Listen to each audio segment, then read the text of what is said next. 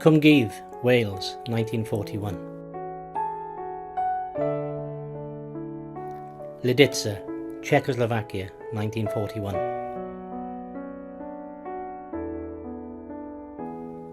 Two mining communities, 984 miles apart. No apparent links.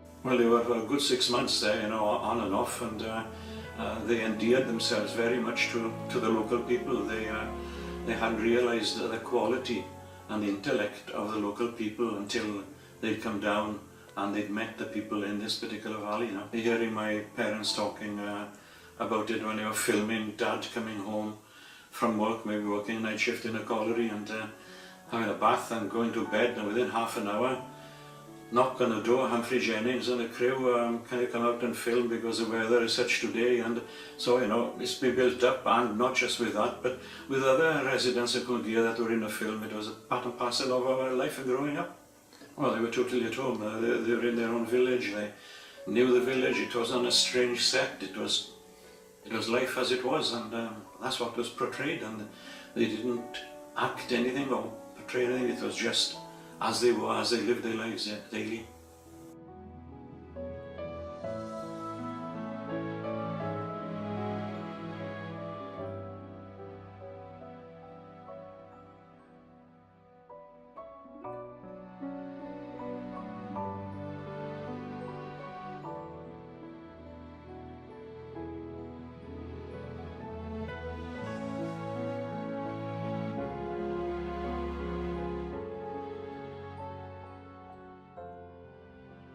As time goes on, you reflect when you're looking at it at the people that you really loved in the village.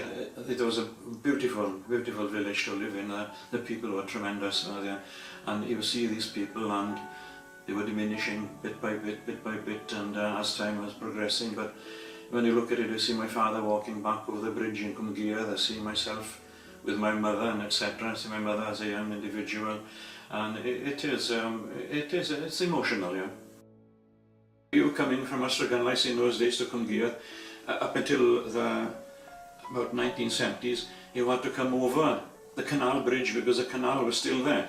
And immediately you come over the canal bridge, you felt, right, you are really in Cwmgiedd now, we're in another village, you're separate from Ystradgynlais. And on your left hand side there was a butcher shop, come grocery.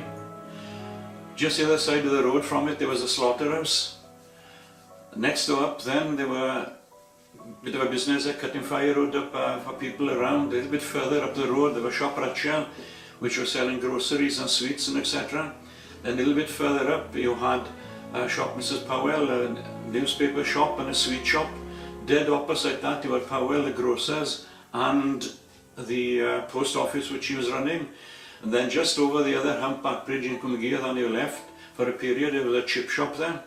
And then a little bit further up before you come to the cemetery of the Tabernacle Chapel, there was a little shop there selling wool and cotton and etc. And Mum didn't have to go down to Ystradgynlais, they could buy what they wanted, their needles and this and that. So it was a real community. You could go up to the farm in Cwmgiedd and buy milk and etc. from the farm, and horse and cart coming around with milk and potatoes, and fruiterers coming around in horse and cart. It was a lovely place.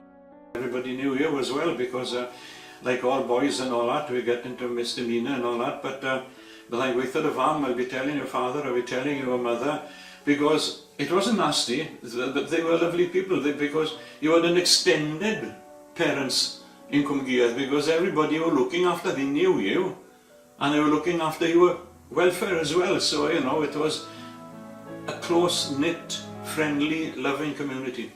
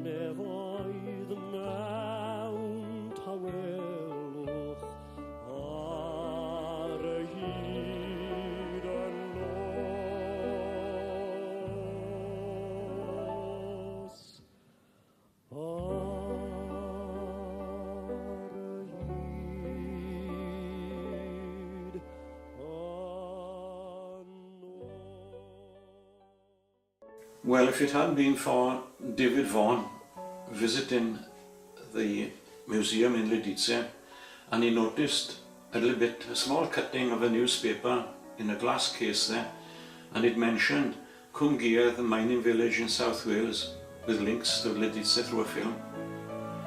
The Second Life of Lidice would have never been filmed, because that was the key to open the door. David then got in touch with Pavel Stingl, who owns K2 documentary making company in Prague, and they got together and they came over here, interviewed the people in 2001, and came back in the autumn of 2001 and filmed the Second Life of Lidice.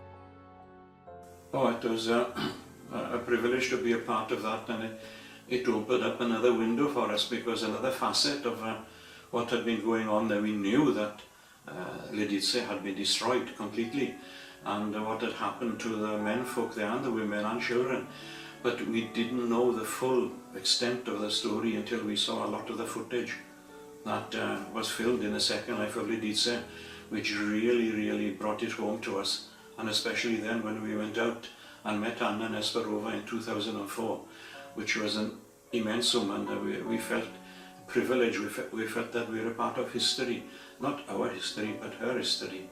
What she'd gone through, and we're sitting in her home. It was an unbelievable experience. but she felt she had a story to tell the world, and the world must not forget what had happened.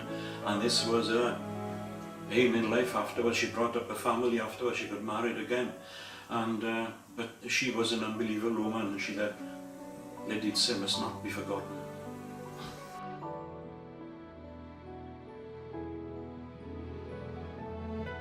It was unbelievable that the 10 of us that went out there. We were in this little theatre part of the museum, and it was only us that was in there. We were shown this film. And when we came out, I think we were all in tears, because we came out immediately then into the parkland, which was Lidice, and not far from the mass grave.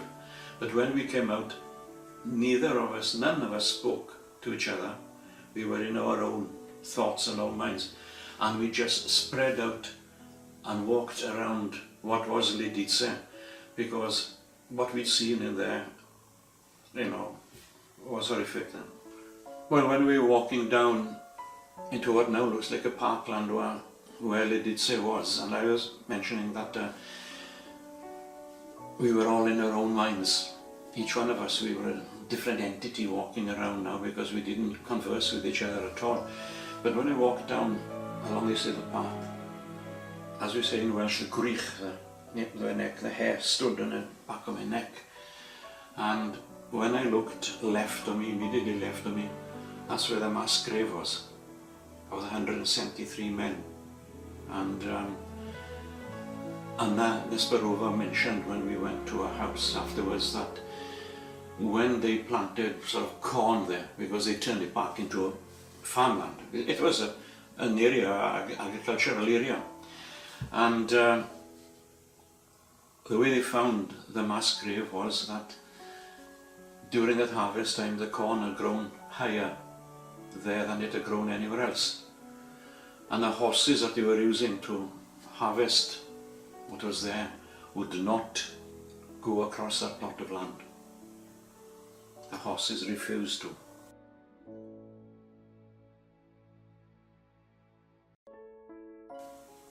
A rose garden between the old Lidice and the new Lidice, where people from all over the world have donated money to buy roses for this rose garden and etc. And it's a lovely introduction to the new Lidice, and a new Lidice, it's a lovely village with their gallery, which they call, which would be equivalent to us in South Wales, say, our Miners' Welfare Hall, but there it's their gallery, and it is a lovely setting and centre point for the village.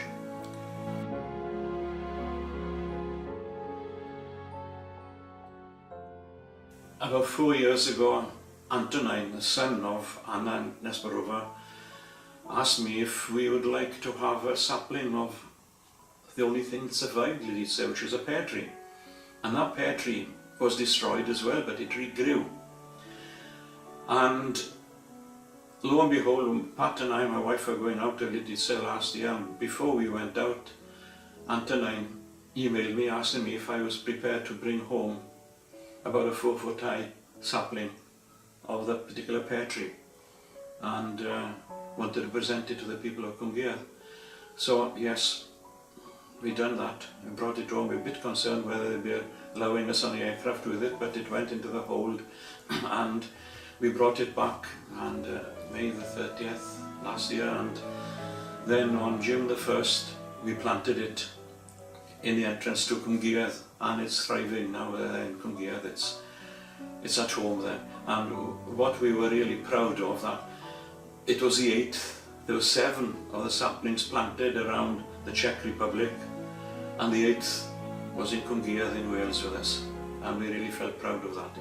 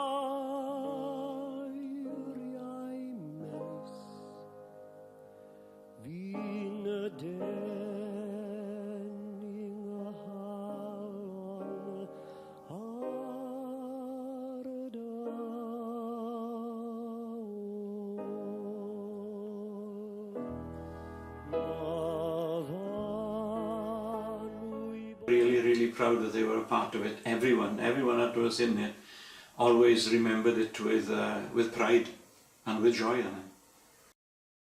Two mining communities, 984 miles apart, forever linked.